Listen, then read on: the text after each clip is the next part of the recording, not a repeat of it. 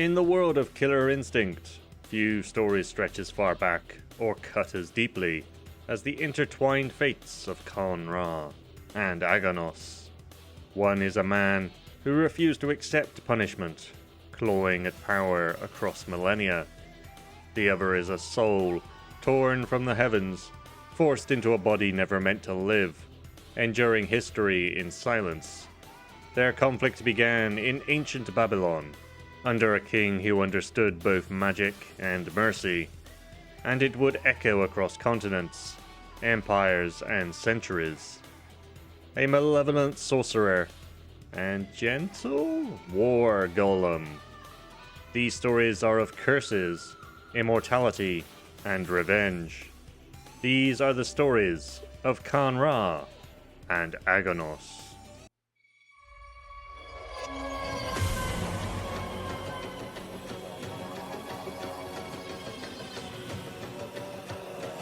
Kan-Ra's story begins not as a monster, but as a man.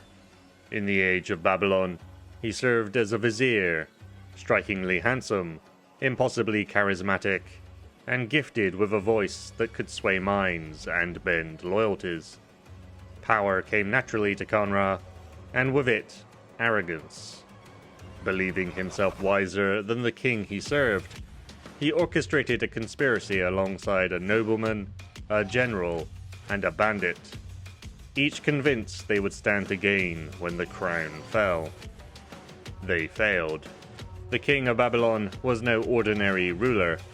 A master of ancient magics, he answered betrayal with something far worse than execution. Drawing upon the darkest spells at his command, the king cursed all four conspirators, each condemned to a fate uniquely suited to their treachery. Kan-Ra sought out every sorcerer, alchemist, and mad hermit he could find. He endured grotesque rituals, brutal surgeries, and corrupting spells, each promising to end the curse that had been placed upon him. Instead, the dark arts consumed him, his body withered into a desiccated husk, flesh sloughing away beneath wrappings of cloth, while his curse held firm. But death would not claim him. For Kan-Ra, the punishment was cruelly poetic. His body would rot and decay, but he would never be allowed to die. And endless suffering. Word of his spreading corruption eventually reached Babylon once more. To stop him, the king unleashed Aganos, an ancient sentient war golem, forged for conquest and enforcement. Thus began a rivalry etched across centuries. Time and again, Aganos hunted Kan-Ra across the world. Time and again, neither could destroy the other. Their clashes became a grim ritual, repeating every few generations, as if the world itself refused to let either be free. Reduced to a living ruin, Kan-Ra wandered through the Mediterranean and Africa, hiding his ruined face behind rags and illusions. Wherever he settled, catastrophe followed.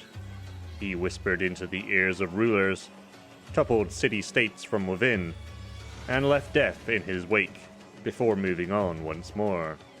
During the 4th century BC, as Alexander the Great laid siege to Tyre, Kan-Ra saw opportunity amidst the bloodshed. In the chaos, he stole 2 curved golden daggers of immense power and vanished. These blades would follow him for centuries, their legacy echoing far beyond his own ambitions. Eventually, Kan-Ra crossed the ocean to the New World, settling in the Andes. There, he found a remote village and reshaped their faith to suit his needs. Disguising himself as a messenger of Viracocha, the Incan god of creation, he enslaved the people and forced them to construct a vast citadel.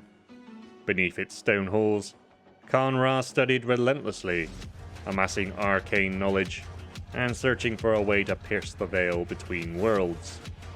His actions drew the attention of the Night Guard, and the ancient order of monster hunters stormed his citadel, burned his body to ash, and sealed his corrupted spirit in a vault deep beneath the fortress.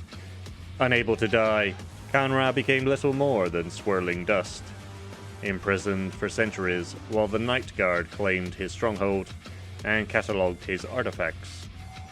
500 years later, fate would intervene. The vault containing him was opened during a raid on the Night Guard by the greedy mega corporation Ultratech. Kanra escaped during the chaos, reforming his body and resuming his endless pursuit of power. But this time, his ambition would finally eclipse his understanding. He would be tricked by the Shadow Lord Gargos into opening a portal to the Astral Plane, where he had been imprisoned millennia before.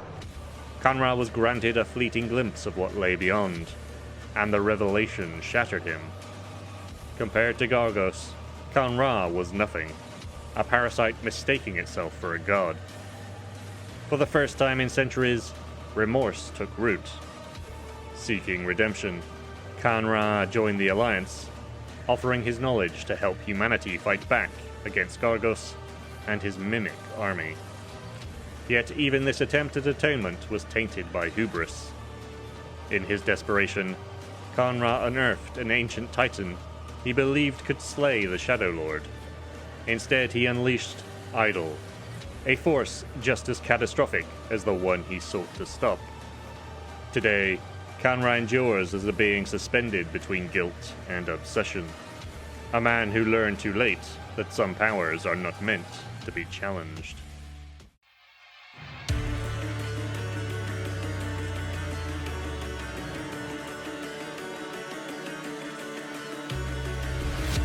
Long before he became a war golem of stone and vine, the spirit bound within the construct known as Aganos lived freely in the Astral Plane. He dwelled among the Icorians, benevolent demigods who existed in harmony with that higher realm. But that peace was stolen. An evil being captured the spirit, imprisoned it within a crystalline relic, known as the Eye of the Ancients, and cast it out of the Astral Plane. Exiled and powerless, the crystal eventually found its way into human hands. Violent civilizations, hungry for conquest, recognized the Eye's potential and used it to animate one of their war golems. In doing so, they gave birth to Aganos, a being forged for destruction, yet carrying within him a soul that remembered a gentler existence beyond the stars. The king of Babylon, wise in both magic and compassion, recognized that Aganos was more than a tool of war. He gave the golem a name meaning gentle and kind, and taught him about the natural world. Under this king, Aganos learned restraint, loyalty, and something close to peace. That peace was shattered when the king's own vizier, Kanra, attempted to seize the throne.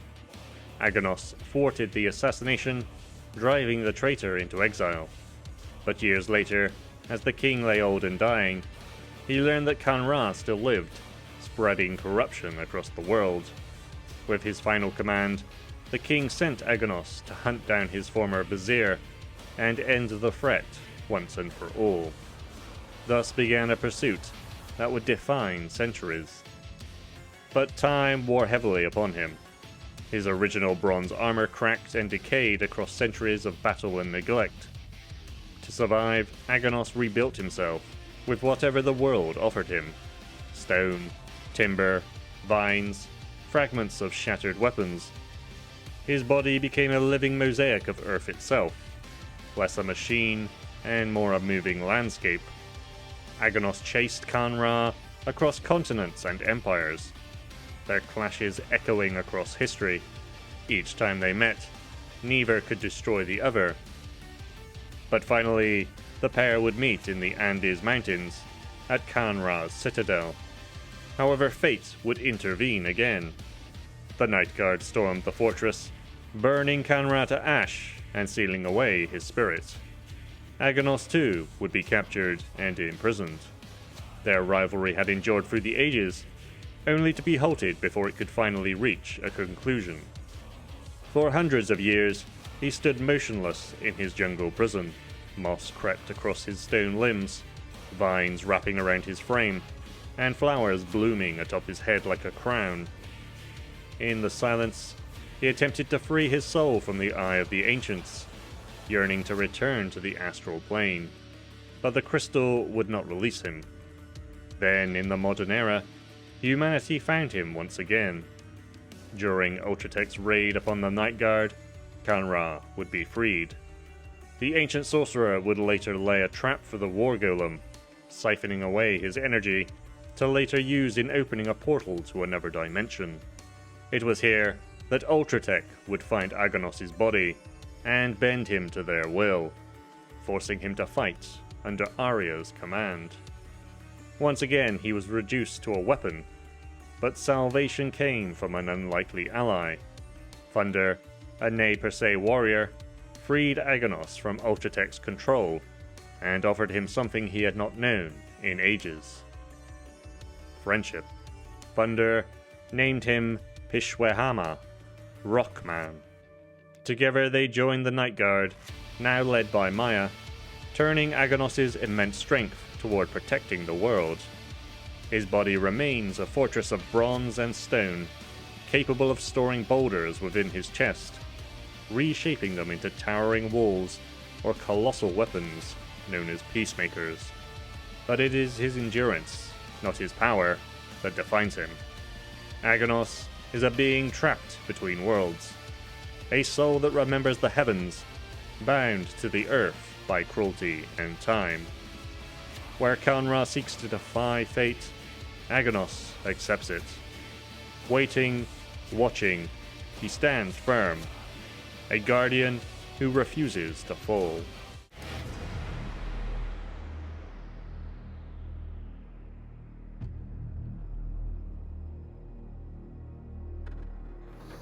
Kan-Ra and Aganos are shaped by immortality, yet they could not be more different.